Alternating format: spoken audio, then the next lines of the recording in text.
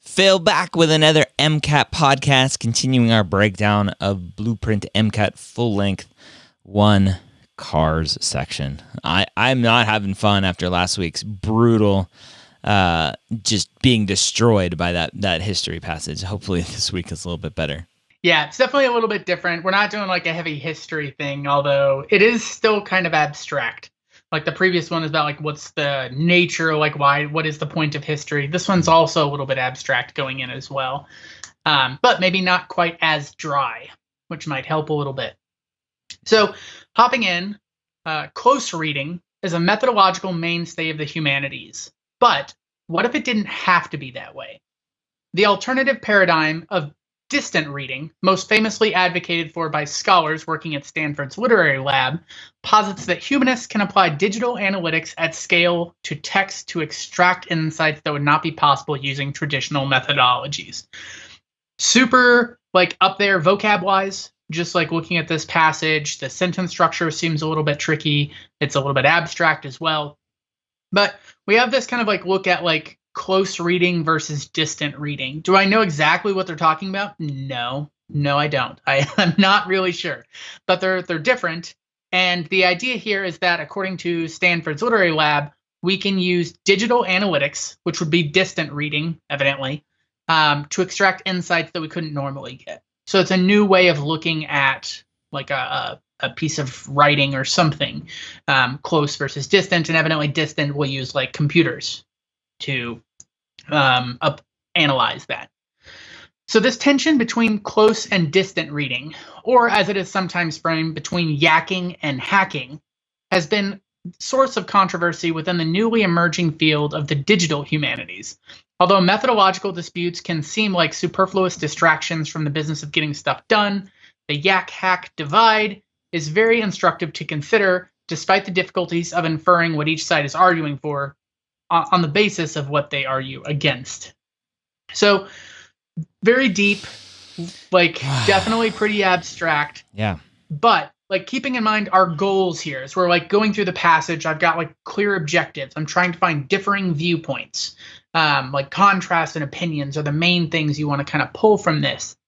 And so we have this close versus distant reading, which is also framed and called yakking versus hacking. And so it's really important in my mind to know close reading is yakking, distance reading is hacking, and there's some difference between them and probably some like pros and cons. Hopefully they'll dive in a little bit deeper as we go forward so we can understand what the heck it is that they're actually talking about in this close versus distant reading. So from the yakking point of view, merely focusing on hacking, that is, running analytics, building data infrastructure, and conducting statistical or computational analysis, can seem like perhaps deliberate abandonment of all the careful work and theoretical reflection that made humanities a unique intellectual enterprise. So these are the viewpoints of the yackers who are annoyed by all the hacking going on. In other words, without a careful interrogation of perspectives and power struggles at stake in a given corpus of work, and due consideration of the implications of digital methodologies as ways to construct and deploy knowledge in a world in which expertise and prestige cannot be separated from issues of identity and oppression, there would be no point to call this new enterprise humanities in any sense, digital or not. That is a long sentence. Just stepping back from it. It's very easy to like lose the beginning part of that sentence. By the time you get to the end of it, you're like, I don't even remember what we're talking about. But basically the idea here is that these yackers are annoyed and feel like we're actually losing the whole point of humanities whenever we, just like analyze the text digitally. At the heart of this viewpoint is that real academic work is based on careful, painstaking, and perhaps even painful reflection, regardless of the technological framework that one uses.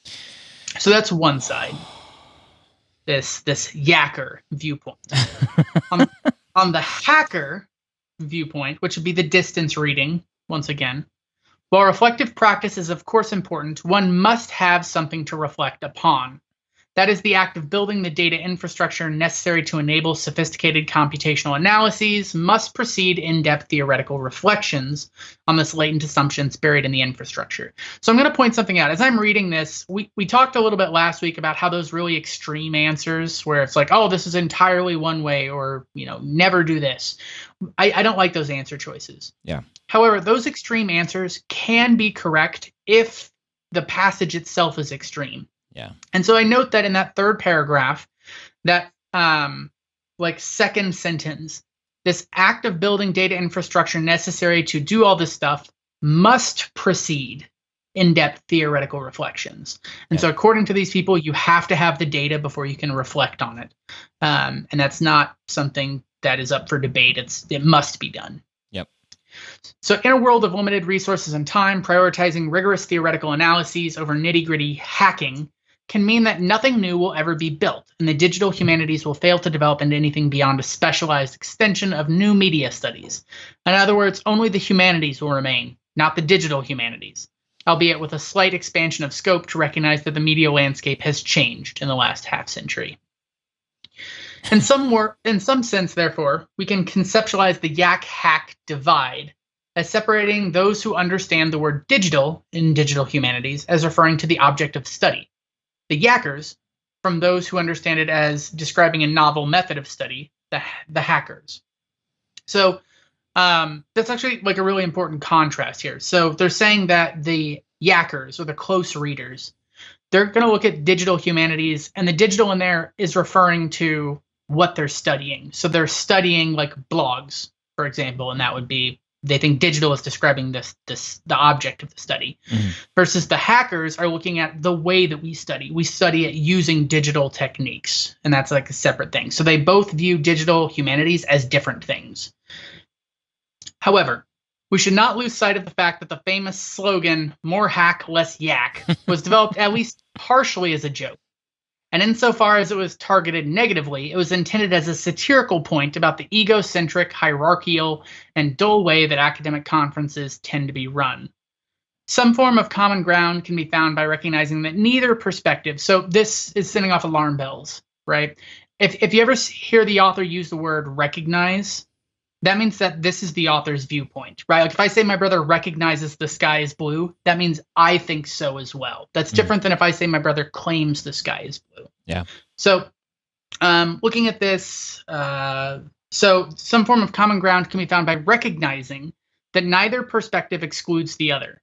That is, not even the most adamant yacker would deny the computational analyses of large data sets can yield important insights. And no hacker would argue in favor of context-poor, garbage-in, garbage-out analyses that fails to engage with important critical issues.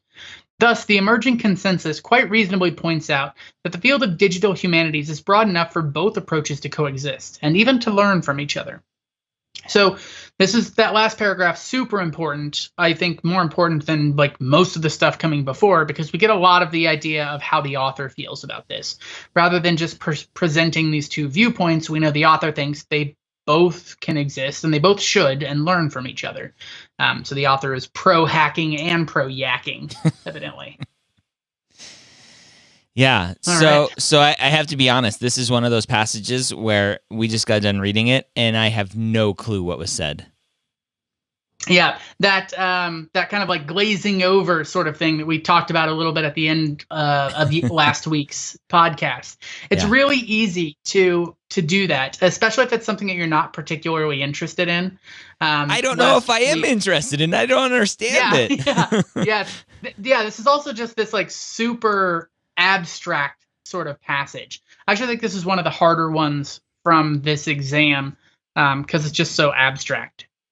But looking for, focusing on the contrast between them, right? First paragraph, we have close versus distant reading. And the distant one has like some other ways of looking at this. And then yakking and hacking, same thing. And so they both look at these like humanities differently. We have an idea that the hacker thinks that we need to analyze stuff. The yacker just wants to be very like in their head analyzing stuff. And the author in the last paragraph says they're both good. And that's pretty much it. despite the horrible wording and like the abstract language and complex sentence structure and like very like abstract topic overall, focusing in on just like what are the differences will like help you answer those questions, especially the really difficult reasoning beyond the text questions. Yeah.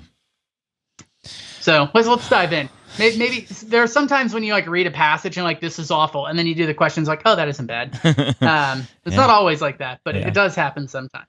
All right. So question 19. It can be concluded that both hackers and yackers, A, believe that the digital humanities should analyze mechanisms of oppression. B, agree that both close and distant reading are useful ways of engaging with texts. C, support the concept of digital humanities as a distinct discipline.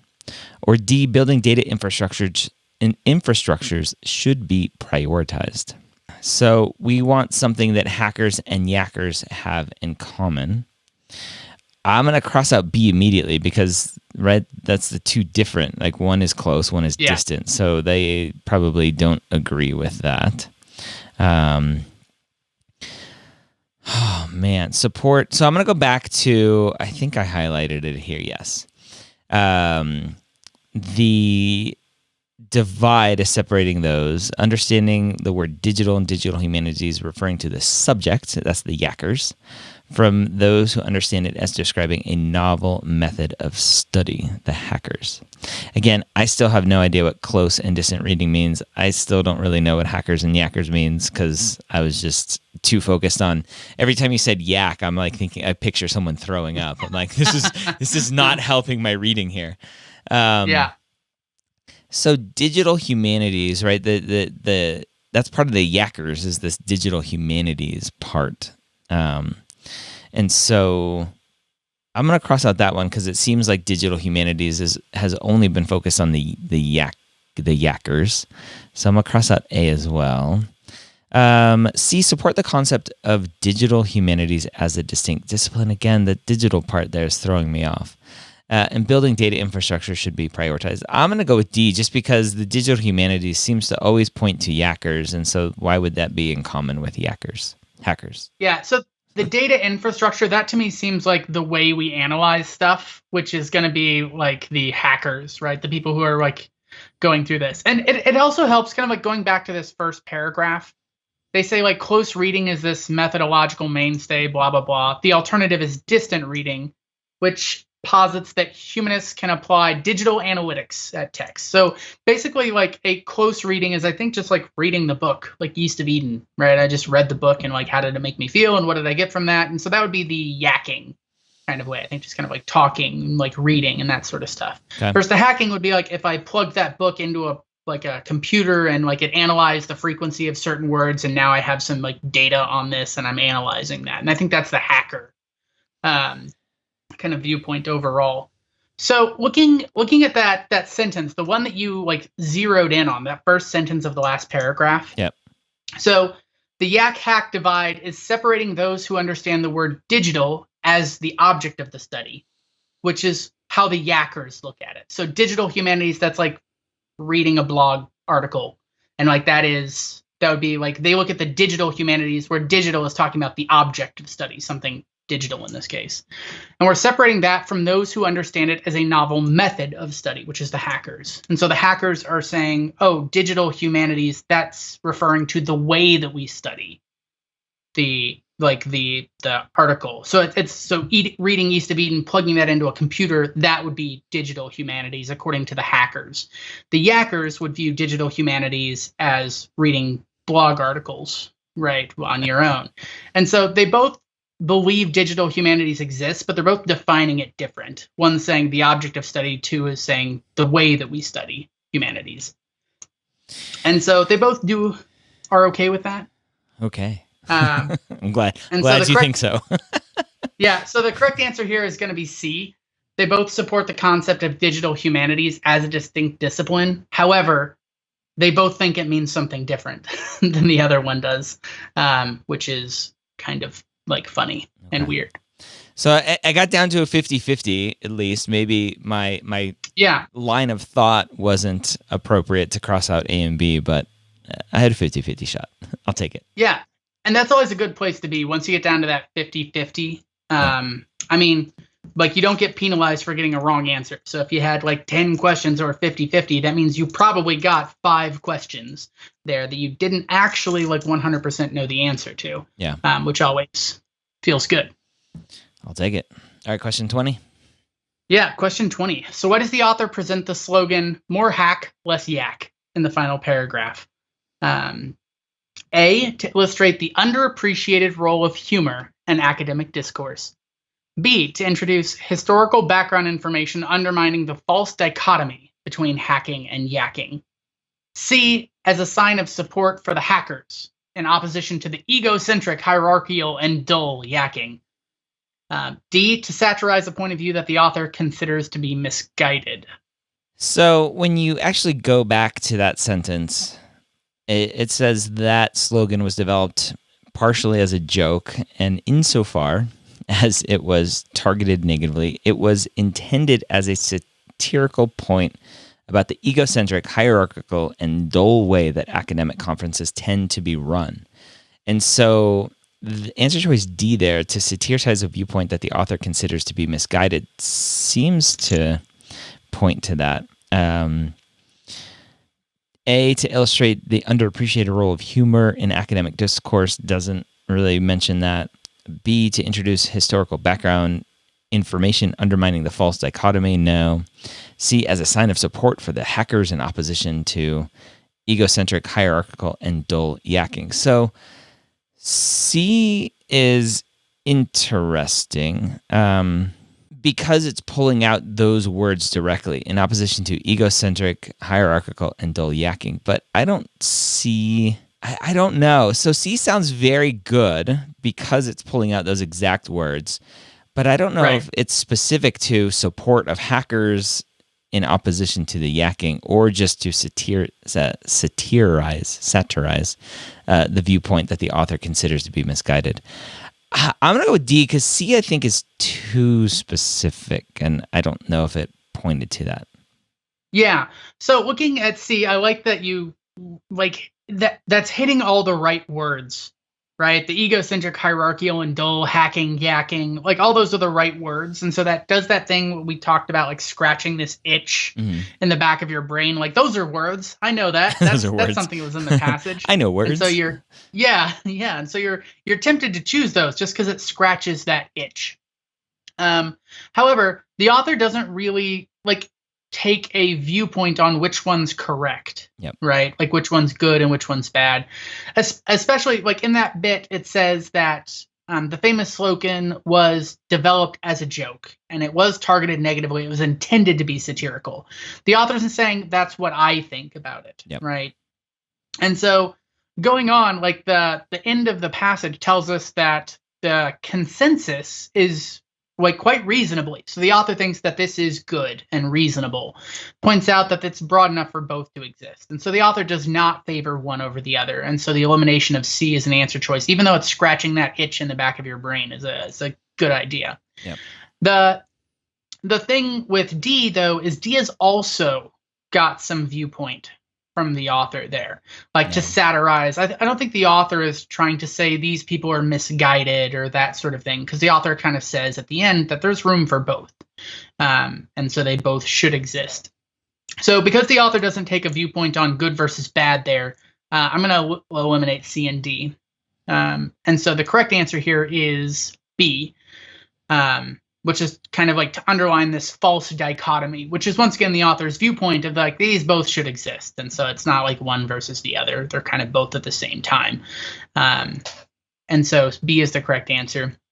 I also, I know that you didn't pick A, but I think A is actually the most commonly chosen wrong answer here. And so I think you're good at avoiding this, but a lot of people feel like A is true, right? There is some humor in academic discourse sometimes, and so you read an article and there's a sick burn in there that's kind of just worded in a way that's not super obvious. And so A is something that you might feel, but there's nothing in the passage about how important humor is in academic discourse. That's way outside of scope of the passage, and so you want to not pick that. But something to be aware of nonetheless. Is it my turn? I don't want to go. Yep. Which of the following projects would the author most likely view as exemplary of promising research in the digital humanities? Roman numeral 1, a large-scale computational analysis of rhetorical changes in World Bank documents informed by critical theory perspectives on globalization. Oh, Lord. 2, an intricately coded database of changes in grammatical forms in an archaic dialect of Old Russian conducted to verify assertions made by older scholars on the basis of less robust evidence. Shoot me now. Roman numeral 3, an insightful exploration of how user interfaces in popular video games both reflect and shape assumptions about how humans interact with their lived environments. Answer choice A, 1 only, B, 2 only, C, 1 and 2 only, or D, 1, 2, and 3. So I can get down from wherever I'm at a 25% chance to a 33% chance potentially by looking at number 3, because that's only in one answer. An insightful exploration of how user interfaces in popular video games both reflect and shape assumptions about how humans interact with their lived environment. So just going back to what is the question actually asking? The question is asking which project would the author most likely view as exemplary of promising research in the digital humanities? And so again, that digital humanities, I think, is referring to that object of study versus the novel method of studying. So the object of studying. Oh man, this is so hard. I don't like this. 3, an insightful exploration of how user interfaces in popular video games both reflect and shape assumptions about how humans interact with their lived environments. That seems very interesting, right? It's this digital, right? Digital humanities. I don't know if that's like a trap, like, oh, video games, people are going to think that's digital, and so they're going to pick that one, but it kind of works. I like answer choice C or answer choice 3, so I'm going to go with D just because 3 seems like it's correct. Yeah, so this is a really interesting. I think this is like the hardest kind of question, because there's nothing in the passage about like Old Russian or video games or World Bank documents, right? All of those are clearly outside the scope of the passage. So this is kind of an application question, which can be very difficult because it requires you to like take what's going on in the passage and apply that to some other info. So in a way, you do have to go outside the passage to answer this, but you have to answer it through the lens of the passage, not something that just makes sense, but something that is like supported through the passage itself. And so I actually had a really hard time with this one because a lot of times when they do that, those application questions, they give you an idea of what to look at, right? Like they would say, like, which of these is the best example of hacking or yakking? And then I go back and look for where they talked about that specific thing. But here we're just talking about like promising research. So in order for something like the author to agree it's promising research, this is probably something that hackers and yackers are both going to agree on is good. And they do mention something in that last paragraph about so some form of common ground can be found by recognizing that neither perspective excludes the other. That is, not even the most adamant yacker would deny that computational analyses of large data sets can yield important insights. And so the yackers, the people who don't like analyzing data, even they will admit that like computationally analyzing stuff will yield insights. And so based off of that, like I kind of like something that's kind of going on this like computational insights because that's supported by the passage itself. And that definitely hits Roman numeral 1, right? A large scale computational analyses, right? Like that's even using like the right words there. And so 1, I feel like has got to be true. So B's out. Looking at Roman numeral 2, an intricately coded database of changes in grammar. There's nothing in the passage about this. And so, like, I don't know if that's something that they would agree with. And so I kind of want to eliminate 2. But why? But see, an intricately coded database is analysis. Like you can analyze a database. You can analyze a database, but like coding a database is different than analyzing a database. And like this is specifically talking about like coding, and specifically coding grammar changes. Well, no, because it tells you analyze. It's what it's specifically for. Conducted to verify assertions made by older scholars. That is analysis, is it not? It would be, but we have the idea that the author. I hate the car section. Yeah, we're looking for something that the author is going to say is good, right? And the author likes both the hacking and the yakking, but they need to be done together. And so 1 does have the analysis, 2 also has the analysis, but 1 is also like informing those analyses with like critical theory perspectives. And so that's a little bit of the yakking and the hacking at the same time.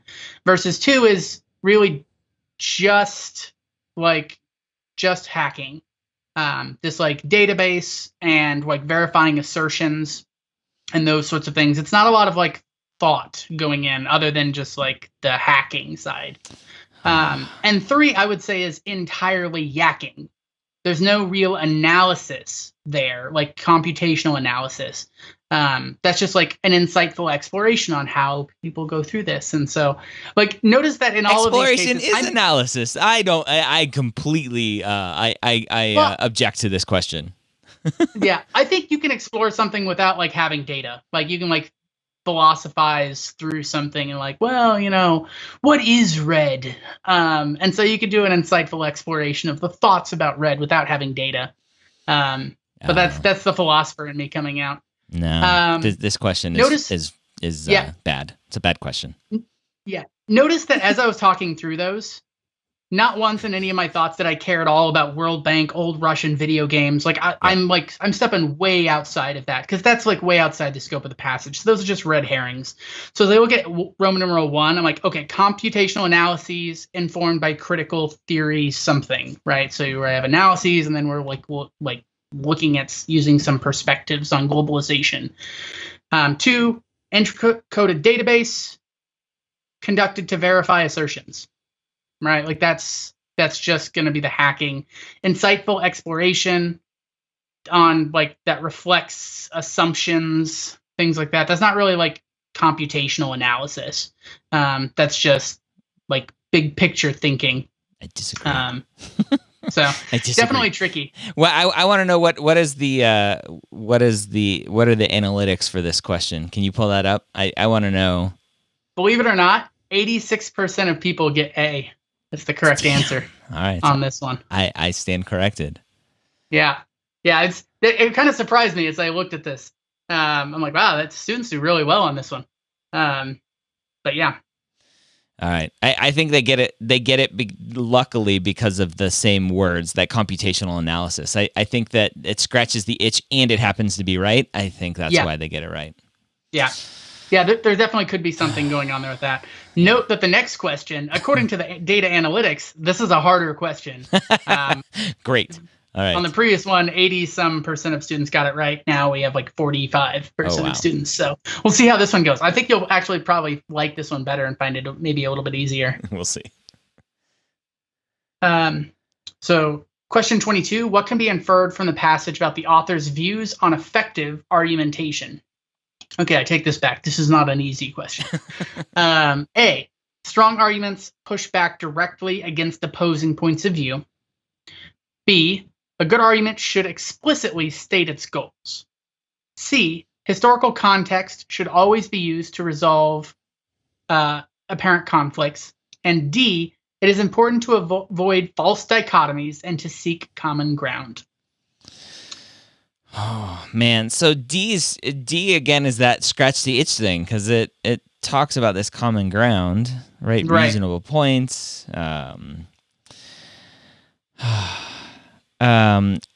B and C both have this extreme language in it. A good argument should explicitly state its goals. I'm like, well, maybe it should state, but explicitly state? I don't know. It seems strong.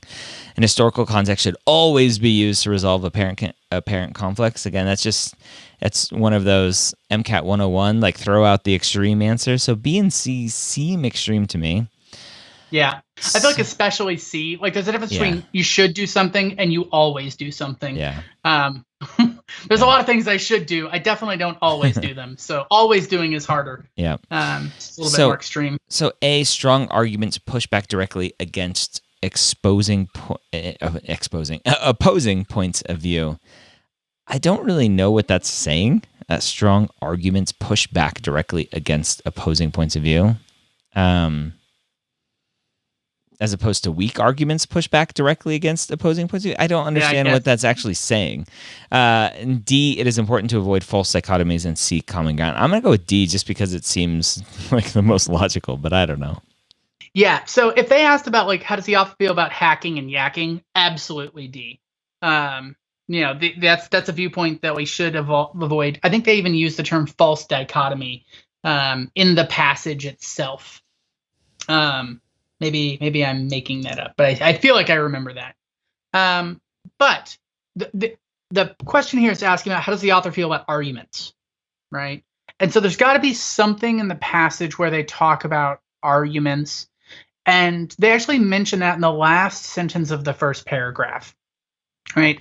Although methodological disputes can seem like superfluous distractions from the business of getting stuff done, the yak-hack divide is very instructive to consider, despite the difficulties in inferring what each side is arguing for, on the basis of what they argue against. So the author here has a hard time figuring out what these hack-yak people are talking about, because they don't ever argue for something, they just argue against something. And so that's something that the author has some difficulties with in figuring out what's going on with these arguments. And so that's like a really tricky thing. But the question, because like what can be inferred about the author's view on arguments? Like I'm going to go back to like where are we talking about that in there? So we get the idea that the author doesn't like it when they don't say what they're arguing for. The author does like it. And so the correct answer here is going to be B. A good argument should explicitly state its goals. Note that I do like the should is always something that is a little bit less hard than always or must or necessarily or only or never. Should is like opens the door a little bit to like some inconsistencies there, some exceptions. Yeah. Okay. Last question. Getting destroyed here. At a meeting of the Modern Language Association, a well-known professor of the Digital Humanities stated that digital humanists must know how to code. A, quote, yacker would most likely respond that this statement, A, supports oppressive hierarchies in the domain of technology, B, is fair but perhaps too extreme in its insistence on technical proficiency, C, at best misses the point of humanistic engagement with texts, or D, is falsified by the existence of well-known digital humanists who do not know how to code. The yackers, again, they're the ones who refer to the object of study versus the analysis. All right, the understanding, the analysis side. Oh, man. A yacker would most likely respond. So oppressive hierarchies seems a little extreme. I don't know if we talked about oppressive hierarchies. Yeah. You're oppressing me, right? That's what they would shout out to the teacher. Yeah. Right. Is fair, but perhaps too extreme in its insistence on technical proficiency. Yeah, it seems reasonable, but I don't know if that's exactly what they would say. C, at best, misses the point of humanistic engagement with the texts. Okay. D is falsified by the existence of well-known digital humanists who do not know how to code. I have no idea what this answer is. I gave up on this passage a long time ago. So I don't know if we were ever given examples of well-known digital humanists who do not know how to code. So I don't know if we can answer D. It seems plausible, right? But I don't know if we were given any information in the passage for that. At best, misses the point of humanistic engagement with the text. Seems like more of the hacker side of it, the analysis of the text. And so B, I think, is maybe the most right answer here. So it is actually C. I think you got the hacker-yacker thing switched around. And so the hackers are the ones doing all the computational analysis. A yacker is like looking at like how do we engage and like what's the story and the idea and the big picture stuff. And so if they're like, oh, you have to learn to code, they're going to be like, why. Like that has nothing to do with how I understand passages. So they're going to say it misses the point of this. Yeah. And so C is the correct answer. Note that I think D and B kind of like feel good, but there's nothing in the passage about like these people who know how to code. You like latched onto that really well. They didn't say anything about B on like how difficult, and if it's difficult to learn this, you should do it or not. And so like that's kind of outside this. But they do mention that like the digital humanities is referring to the object of the study, and so like they care about like what's going on kind of behind the scenes. And so I think there is some idea of this like engagement with the text, rather than just like plugging it into a computer and analyzing it. So I think that's it for that passage. Rough one. That's so funny. I think the very first two passages we did from this exam went really well, and so the last two are much more abstract, a lot more difficult to read. Yep. And not going as cleanly as those first two. That's putting it lightly. I don't think I got any right on this one, so that was a bad one.